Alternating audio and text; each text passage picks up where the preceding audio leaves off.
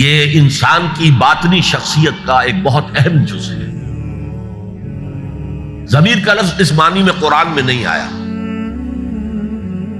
لیکن قرآنی اصطلاح ہے نفس لوامہ، وہ نفس جو اندر سے ملامت کرتا ہے. دیکھو تم نے جھوٹ بولا، تمہیں جھوٹ نہیں بولنا چاہیے تھا. کسی اور نے ملامت کی یا نہیں کی، تمہارے اندر کوئی شے ہے جو ملامت کر رہی.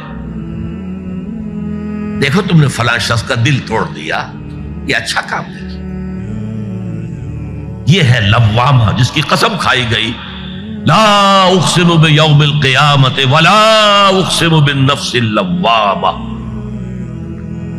یہ نفس لوامہ ہر انسان میں ہے، اور جیسے ہمارے ظاہری وجود کے تقاضے ہیں، بھوک لگتی ہے، پیاس لگتی ہے، اسے کپڑے کی ضرورت ہے موسمی اثرات سے بچاؤ کے لیے، یہ جو مانوی شخصیت ہماری اندر ہے یہ بھی کچھ ڈیمانڈ کرتی ہے.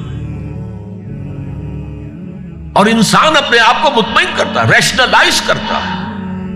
ٹھیک ہے یہ تو خرابیاں ہیں، لیکن میں نے یہ کام بھی تو آخر کیے ہیں نا. یہ انسان کی ایک لازمی ضرورت ہے، اپنے ضمیر کو مطمئن کرنا. اب دیکھیے ہمارے ہاں کے مختلف طبقات میں مختلف تصورات ہیں نیکی کے جو رائج ہیں. ہمارے ہاں ایک مذہبی طبقہ ہے جس کے نزدیک اصل اہمیت ریچولز کی ہے، عبادات کی ہے، رسومات کی ہے. معاملات میں وہ دھوکہ دے رہے، سودا کر کے پھر گئے،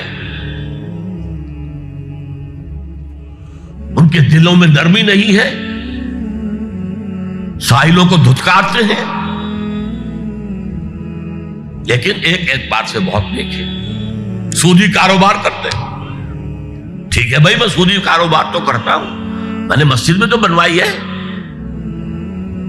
میں نے مسجد میں جھاڑ بھی تو لگوا دیا ہے، میں نے مسجد میں قالین بھی تو بچھوایا ہے. تو نیکی کا ایک تصور یہ ہے ہمارے یہاں.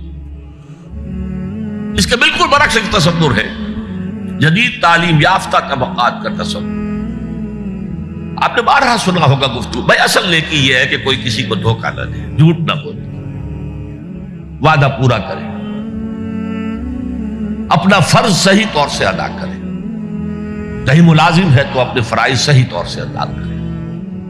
باقی رہ گئی نماز روزہ، یہ تو انفرادی باتیں ہیں، یہ کوئی کرتا ہے تو اپنے لیے، نہیں کرتا ہے تو کوئی بات نہیں. یہ دونوں ایک دوسرے کے بالکل برعکس تصورات ہیں. اور یہ ہمارے معاشرے میں جدید تعلیم یافتہ طبقات کا تصور نیکی اور ہمارے قدیم علماء اور ان کے زیر اثر جو عوام ہیں ان کے تصور نیکی میں یہ زمین و آسمان کا فرق ہے. آپ کو معلوم ہے کہ اپنی جسم فروش عورتیں جو ہیں وہ بھی نیکی کا کوئی نہ کوئی کام کرتی ہیں. آپ دیکھیں گے محرم میں سیاہ کپڑے پہن کے جلوس کے آگے آگے جا رہی ہیں، سبیلیں لگا رہی ہیں. مختلف مزاروں میں جب عرس ہوتا ہے وہاں جاتی ہیں، دھمال کھیلتی ہیں، وہی سیاہ کپڑے پہن کے. وہ بھی اپنے آپ کو مطمئن کرتے ہیں. مشہور ہے ایک واقعہ شہنشاہ عالمگیر اورنگزیب کا. اس نے دلی میں گانے بجانے پر پابندی لگا دی. اب ظاہر بات ہے جن کا یہ پیشہ تھا ان کا دھندا ختم تو آمدنی ختم. لاکھ کوششیں کی لیکن اورنگزیب ٹس سے بس نہیں ہوا. انہوں نے ایک عجیب ترکیب کی. وہ دریائے جمنا بالکل ساتھ بہتا تھا، یہ اگلا اس شکل میں بنایا گیا، اب تو ذرا فاصلے پر. تو ایک کشتی میں وہ جمع ہو گئے، سازندے بھی اور ساز بھی، اور گاتے بجاتے ہوئے. انہیں معلوم تھا فلاں وقت جو ہے بادشاہ جھروکے میں بیٹھ کر دریا کی سیر کرتا ہے، وہاں سے گزرے اور ایک شعر گاتے ہوئے گزرے. در کوئے نیک نامی مارا گزر نہ دارن، گر تو نمی پسندی تقدیر قدارا. در کوئے نیک نامی، یہ نیکی جو ہے اس کے کوچے میں ہمارا گزر ہی نہیں ہے. درکوئے نیک نامی مارا گزرنا دارن، یہ تو اللہ کی طرف سے فیصلہ ہے، اس کی مقرر کردہ تقدیر ہے. گر تو نمی پسندی تغییر کل قضارا، اگر تجھے پسند نہیں ہے تو تقدیر بدل دے. تو بادشاہ ہنس پڑا اور اس نے کہا کہ ٹھیک ہے بھائی، گانے بجانے کی حد تک تمہیں اجازت. تو ہر ایک طبقے کا اپنا ایک تصور ہے نیکی کا. جیسے میں نے پہلے عرض کیا، بڑے بڑے ڈاکو جو ہیں وہ اپنے علاقے کے بیواؤں یتیموں کی سرپرستی کرتے، ویسے نہایت درندگی، سفاکی، انسانی جان کی کوئی حیثیت ہی نہیں. تو نیکی اصل میں کس شے کا نام ہے، کون سی چڑیا کا نام ہے، نیکی حقیقت میں کیا ہے، وہ ہے اس آیت کا مضمون.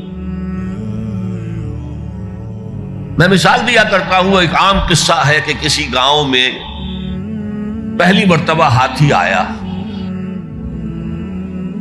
اب وہاں نابینا لوگ جو تھے انہیں بھی پتہ چلا ایک عجیب جانور آیا ہے. وہ آئے اور کسی نے اس کی ٹانگ کو ٹٹولا. اس نے کہا ہاتھی ایک ستون کے مانند ہے.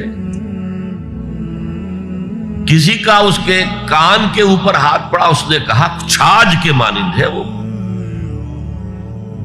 کسی نے پیٹ کو ٹٹولا، بہت بڑا ڈھول ہے وہ. بالکل یہی معاملہ ہے نیکی کے تصور کے بارے میں. اڑائے کچھ ورق لالے نے، کچھ نرگس نے، کچھ گل نے.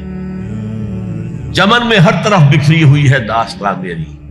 کسی نے نیکی کا ایک حصہ لے لیا، کسی نے دوسرا لے لیا، کسی نے تیسرا لے لیا.